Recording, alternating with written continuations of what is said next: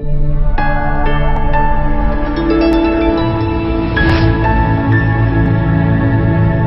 topic today is the Second Amendment and its impact on cyberspace. And I was going to have a quite pithy 7 minutes with a nice cute ending and a little bow at the end about how the Second Amendment can be applied in cyberspace. But obviously, this being America, events overtook me over the weekend, so I rewrote the whole thing, and we're going to sort of delve into a slightly darker future. So I apologize in advance.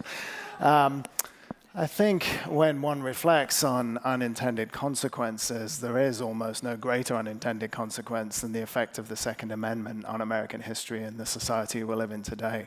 And how that moves forward with application in the cyber world is quite terrifying, I think. But it's worth reflecting on the piece of code in the Constitution which is causing all this trouble.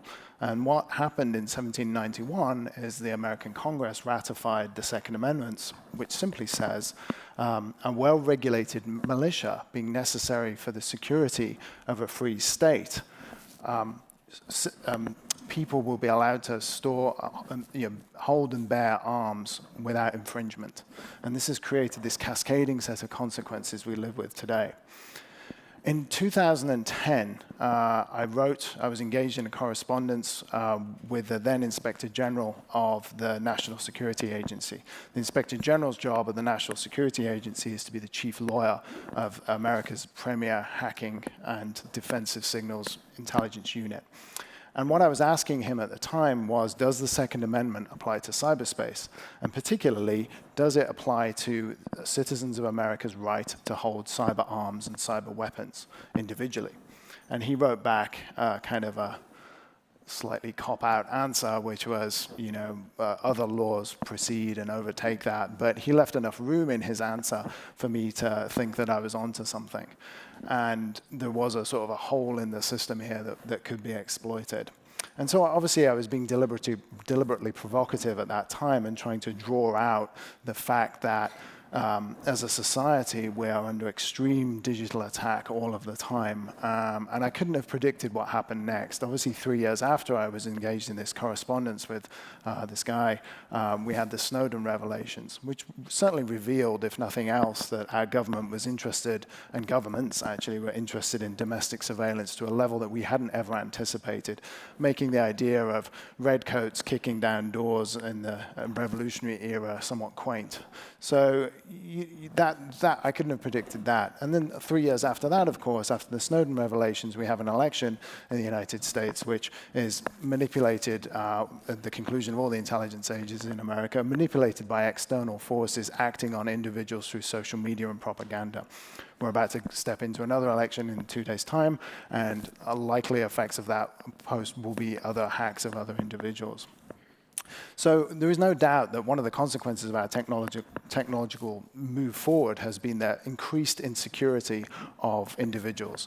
At the same time, though, over the last 25 years, technology has leaped forward, and we've developed these rights and customs online that should fall within our ability to protect. So it's worth pausing for a second to understand what happened prior to this technological leap in our history and how we got to the Second Amendment in the first place.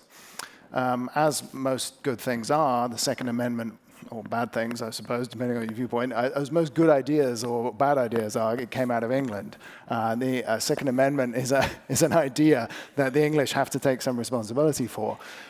We'd spent some time in the 17th century fighting kings and deciding that there was an actual thing called individual rights. Lots of people died to defend them, and that became enshrined in something called the Bill of Rights, the English Bill of Rights in 1689, which said that if you were an individual Protestant, only Protestants, we weren't going to give Catholics this right at that time, that you could bear and hold arms. And that idea was taken up by English philosophers of the time, John Locke in particular, and those writers were read and followed by Jefferson and the founding fathers of America. And that is how this idea of individual protection and the right to bear arms emerged as the Second Amendment in 1791.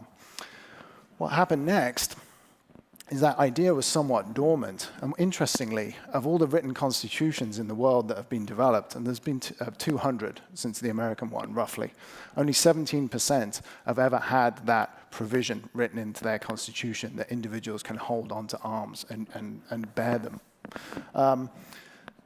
At this point, it's only 9%. So it's not a common feature in constitutions. And of course, America is the only constitution in the world without restrictions on that right. Now, as we look forward and we think about one of the biggest unintended consequences of a genuine effort to defend rights, which I think is absolutely needed in cyberspace, you wonder where we go with this in cyberspace. I think it is absolutely true that we need defense in cyberspace. We are under constant attack from hacks. That's what my day job is. I run a cybersecurity company. There is enormous amounts of our property and rights being damaged every day. If you have gaming goods or digital currency or all of these assets, they're under threat. Your property is under threat, but you have no means to defend them. So there's certainly an argument, and there's going to be a stronger argument that the Second Amendment will apply to cyberspace. And what that means, frankly, is that individuals will be able to hold cyber weapons for their defense.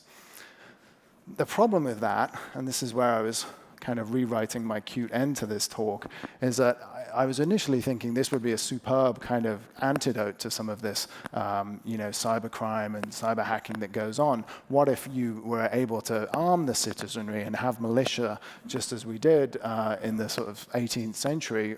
Wouldn't that, protect us and really cause some consequence for criminals hacking us? But if you think about it, if you allow people these, in an American context, no restrictions about the kinds of cyber weapons they can hold, the devastation that they could cause with those weapons could be dramatic. You can legally hold a military-grade cyber weapon. That's a terrifying thought. And use it, there would obviously be consequences to that, but holding it is a real problem. So I haven't really got a tidy bow to end this talk with, other than to say that one of the greatest unintended consequences of the American Republic to date has been the Second Amendment, which came out of a genuine desire to protect individual rights. There's nothing wrong with that. We need that now for consumers in America in cyberspace, but not placing restrictions about the kind of defenses and the kind of weapons that you can hold to do that causes the tragedies we've seen unfold over the last few days.